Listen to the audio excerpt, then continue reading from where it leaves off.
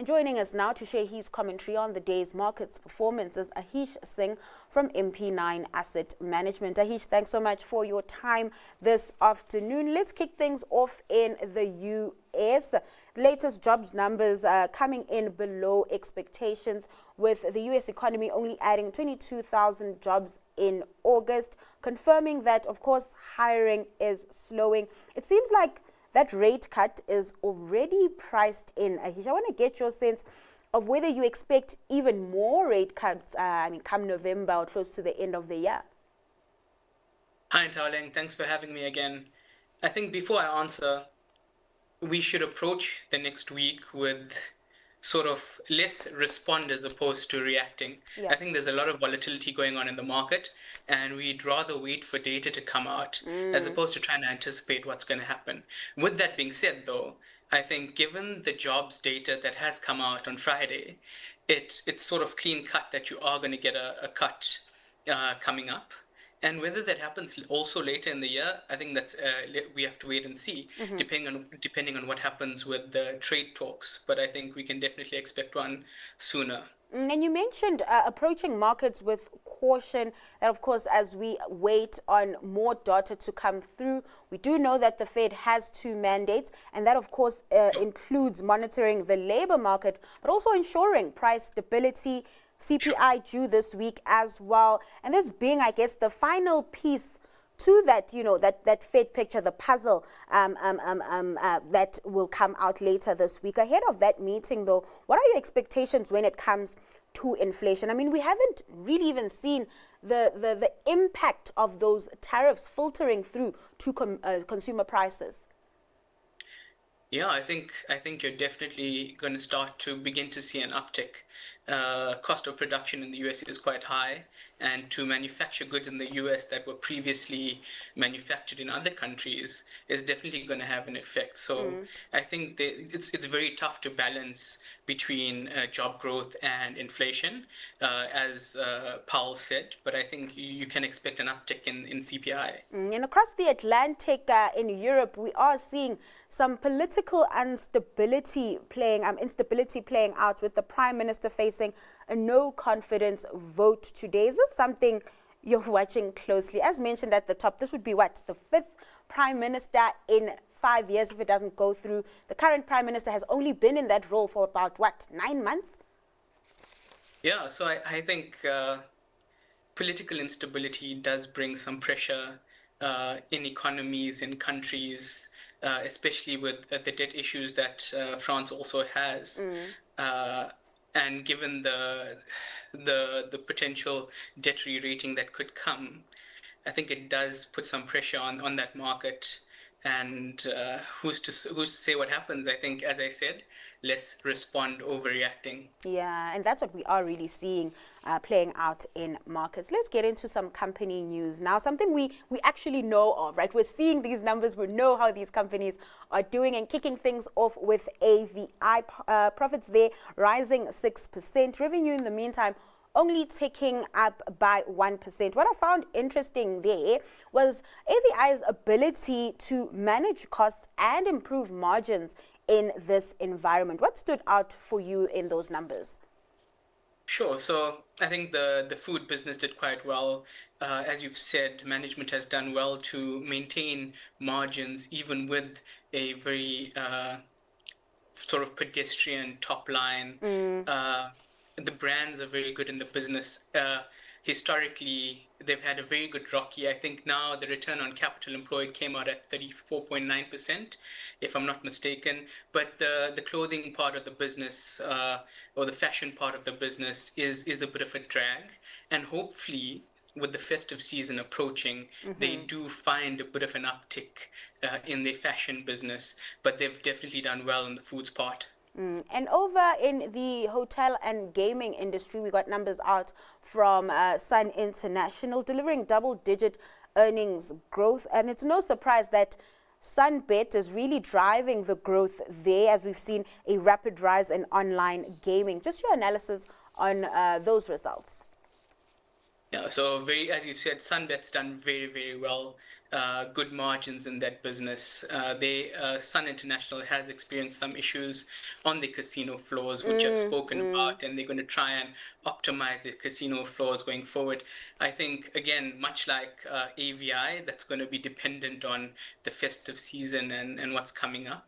I think tourists towards the end of the year would you'll see an uptick in revenues on Sun International. Very good business. They've done really well.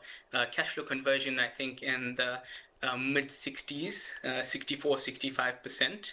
I know they plan on reducing their net debt, but given the current backdrop, both AVI and Sun International have performed relatively well. And just on Sun International around their land-based casinos, is this just a reflection of, I guess, lower discretionary spending taking place? You know, we are seeing more and more households, consumers really just spending on necessities, and I guess not necessarily going to a casino. And perhaps Sunbet also brings about another alternative when it comes to gaming, because you can just pick up your phone and do it on your phone. 100%. I think you're on the head there. It definitely comes down to consumer spend, but also the ease of accessibility on your mobile. Yeah. Sunbet shows that. I mean, they've had a massive, massive increase in their top line, and the Sunbet segment is the highest single contributor Yep. to Sun International's EBITDA. And then lastly, before we get into our clips, in the telecoms sector, MTN has, of course, squashed those rumors suggesting that it's making another bid or another attempt to acquire Telkom. What have you made of this? I mean, Ralph, sort of leaving the door open, but generally we are seeing a lot of consolidation in the industry. It does seem like, you know, the fiber sector is the next sort of growth sector. What are your expectations when it comes to MTN and perhaps any acquisitive plans down the line? I think if I were to want to acquire a big company like Telkom, I'd also want to downplay it. Uh, with that being said, I think a telecom acquisition does make sense for MTN, and it's probably a very laborious acquisition to do, and it would take some time, and it's better if it's out of the limelight. So who's to say whether it happens down the line or not? But I think there's a high probability of it happening in time. All right, let's hit pause on the conversation then.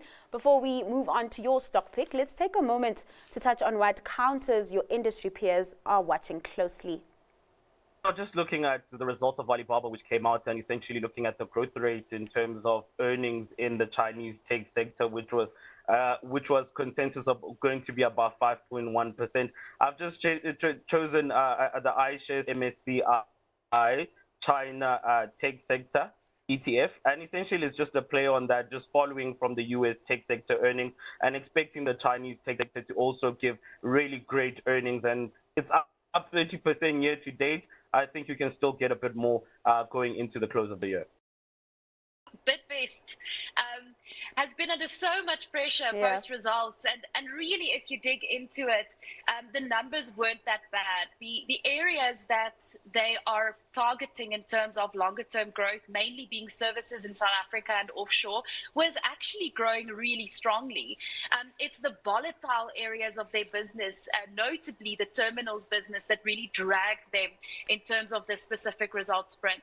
It's cyclical. It's not going to be like this forever. And I actually foresee a much better print for the next 6 months and for the next year. I think it's not the most exciting stock. It's not the biggest growth stock, but I think you can park it in your portfolio, and the valuation, importantly, looks right at the moment. It looks cheap. It's trading on a forward PE of below 10 times, which a high quality company like this really shouldn't be where it shouldn't be trading at. So yeah, I think it's a good opportunity, long-term investment. Don't come at me next week if it still continues to go down. We could be a little bit early on the tech. All right, so Chantal, going with a local counter, that being a Bidvest, and then Gia betting on the Chinese tech sector with that iShares ETF. Just your analysis on those picks. I can't fault the Bidvest call. It's a solid long-term business, good cash flow conversion, relatively stable margins. Yes, there's been a hiccup here and there, but I think just over 10 PE, in the current market, it's not a bad call. And with the iShares China Tech ETF, look, China's going through a lot of stuff right now, but I think they'll come out of it, and the constituents of that tech ETF are the big names. There's PDD and that. There's Xiaomi. There's Tencent. There's Baidu. It's a good bet. And just on that, Aheesh, that bet on the Chinese tech sector, would you rather get into, I guess, the Chinese tech sector through the likes of a NASPERS process, or would it be through an ETF? I think given that we're an asset manager, we tend to pick single stocks. Okay. So I would go more on the single stock side. I think Tencent's a brilliant business, and getting exposure to it via NASPERS or process is a good thing. But there are also some other opportunities in China that look quite attractive. All right, let's get your stock pick. What are you finding attractive then? Sure, so I'll keep it local this week. APSA, I think at current levels, as well as given the new management with Kenny Fischler coming in, hopefully bringing the business some strategic direction. And with APSA trading at a price to tangible book of just slightly above 1, and a targeted ROE of 16% by FY 2026, I think it's a relatively cheap business in the current market. All right, let's leave it there then. Aheesh, thanks so much for your time and just taking us through trade at midday. That was Aheesh Singh from MP9 Asset Management.